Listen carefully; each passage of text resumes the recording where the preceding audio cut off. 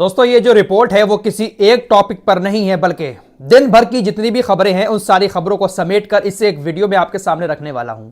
शुरू से लास्ट तक देखिएगा, सारी खबरें अलग अलग टॉपिक की हैं।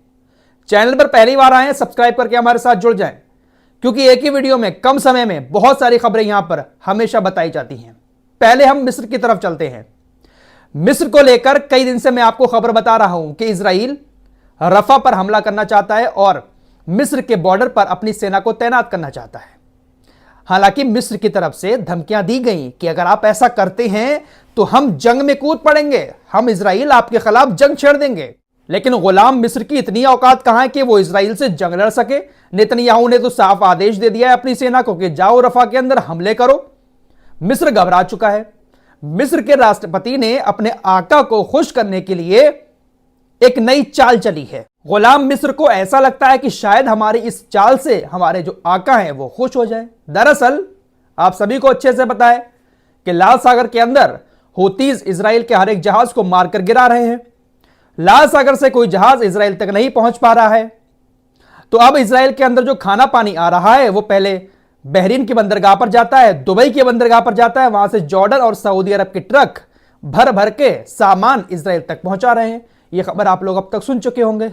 लेकिन अब 3-4 दिन से मिस्र का एक जहाज, जिसको कंटेनर जहाज कहते हैं, इसका नाम है पैन जीजी, यह 3-4 दिन से सुएज नहर से अशदोद बंदरगाह की तरफ जा रहा है। 3-4 दिन से मिस्र का पैन जीजी कंटेनर जहाज सुएज नहर से इजराइल की अशदोद बंदरगाह तक चक्कर लगा रहा है। अब खाली तो चक्कर लगा नहीं रहा होगा, मिस्र का जहाज कुछ ना कुछ सामान लेकर ही अशदोद बंदरगाह तक पहुंचता होगा।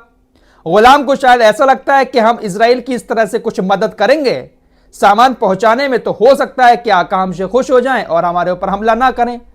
रफा के ऊपर जो हमला करने की बात कर रहे हैं वहां पर हमला ना करें।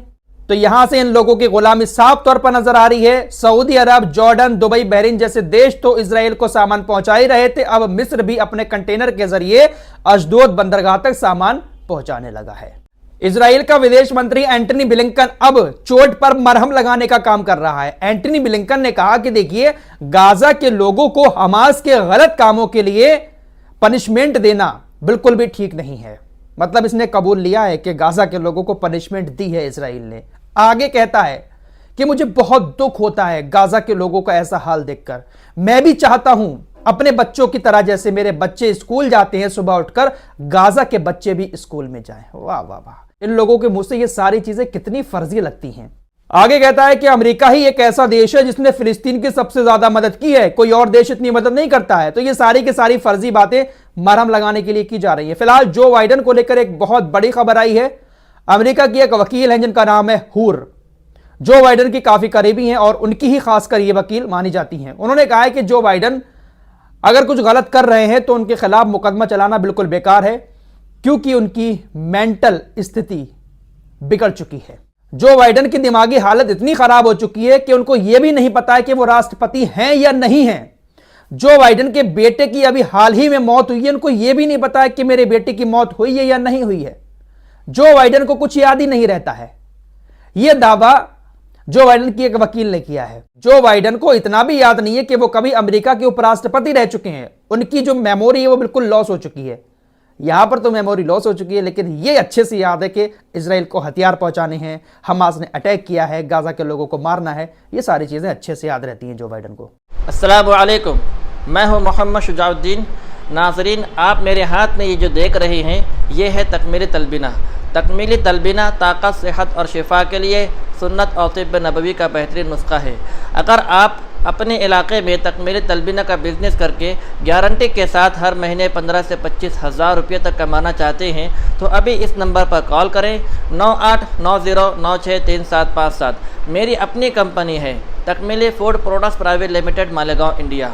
रूस के राष्ट्रपति व्लादिमीर पुतिन ने कहा है कि अमेरिका का राष्ट्रपति चाहे कोई भी बन जाए, लेकिन उनका जो एटीट्यूड है वो एटीट्यूड कभी खत्म नहीं होगा। अमेरिका का राष्ट्रपति अपने आप को सुपर पावर कहलवाने के लिए हमेशा इस तरह के कारनामे वो दुनिया में करता रहेगा। डोनाल्ड ट्रंप को लेकर व्लादिमीर पुतिन ने कहा कि डोनाल्ड ट्रंप ने कभी भी हमारा अपमान नहीं किया, रूस का बहुत ज्यादा सम्मान करते हैं। तो शायद पुतिन भी चाह रहे हैं कि डोनाल्ड ट्रंप जीत जाएं। दोस्तों, इजराइल की सेना ने 71 लोगों को अभी कुछ दिन पहले गाजा से उठा लिया था, उनका अपहरण कर लिया था।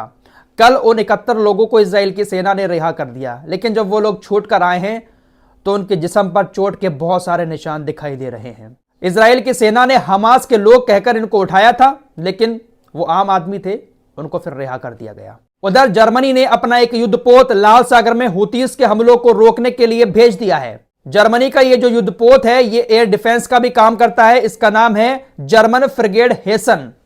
ये लाल सागर के लिए आज रवाना हो चुका है। हुतीस अमेरिका और ब्रिटेन के युद्धपोत पर लगातार मिसाइलें दाग रहे हैं। ब्रिटेन का एक युद्धपोत खराब भी हो चुका है, जिसको वापस ले लिया है, तो अब जर्मनी ने अपना युद्धपोत भेज दिया है। जर्मनी देखिए इजराइल के लिए युद्धपोत भेज रहा है, हिटलर वाला जर्मनी। रूस के राष्ट्रपति व्लादिमीर पुतिन ने एक बार फिर से 250 टन गाजा के लिए मदद भेजी है।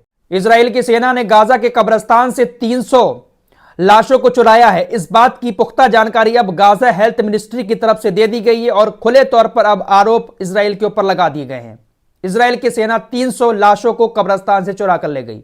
दोस्तों, आयरलैंड भी एक ऐसा देश है जो खुलकर फिलिस्तीन के सपोर्ट में है।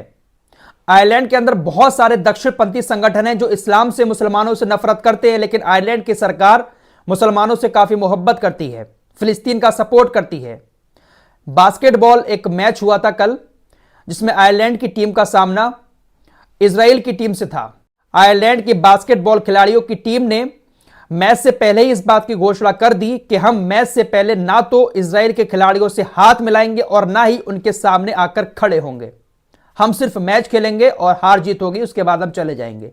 हार जीत के बाद हाथ मिलाते हैं, सामने भी खड़े होते हैं, तो सामने खड़े होने से भी इनकार कर दिया। अमेरिका की पूर्व विदेश मंत्री हिलेरी क्लिंटन ने कहा कि नेतन्याहू को जाना ही होगा, यह भरोसेमंद नेता नहीं है, इसको जल्द से जल्द कुर्सी से हटना ही होगा। ब्रिटेन के प्रधानमंत्री ऋषि सुनक का कहना है कि देखिए भाई, जब सही समय आएगा तब हम फिलिस्तीन को अलग राज्य की मान्यता देंगे। इसकी नजर में न जाने कौन सा वो सही समय आएगा। ब्रिटेन लगातार वैसे इस बात को कह रहा है कि हम फिलिस्तीन को अलग राज्य देंगे, लेकिन वो सही समय शायद इनकी नजर में यह है कि जब गाजा से हमास दूर हट जाएगा तब ये फिलिस्तीन को अलग राज्य की मान्यता देंगे।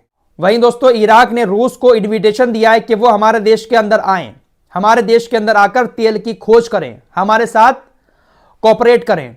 इराक के अंदर अमेरिका काफी लंबे समय से पैर पसार कर बैठा हुआ है और बहुत सारी ऐसी खबरें आती भी हैं कि अमेरिका कच्चा तेल चुरा लेता है इराक का। तो इराक ने अब रूस को इन्विटेशन दिया है कि आप हमारे यहां पर आकर हमारे पार्टनर बने और तेल निकालने में हमारी मदद करें, तेल को खोजने में हमारी मदद करें। अगर रूस इराक के अंदर आ जाता है तो अमेरिका शायद थोड़ा बहुत दबेगा।